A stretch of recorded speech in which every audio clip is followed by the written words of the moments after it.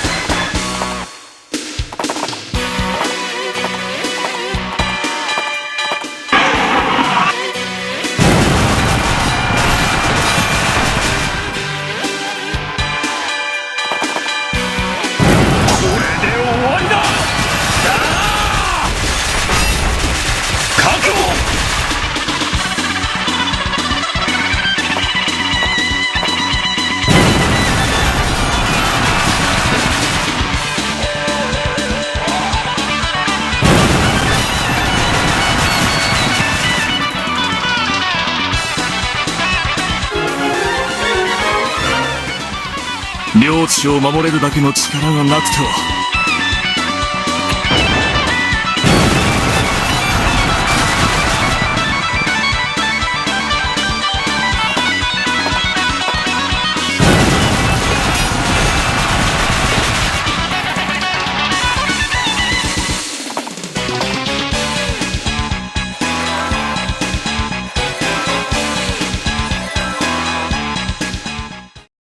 ランス、変わったな。貴様は私のように操られることはないと思っていた。まさかお前がそこまで弱くなっていたとは思わなかったぞ。私はボーゼル様に共感したのです。昔の陛下と同じ力による統治を唱えるボーゼル様。その者の語る力など何の価値もない。すでに領地もなく兵士もなく、お前という力だけが最後の拠り所といったありさまだ。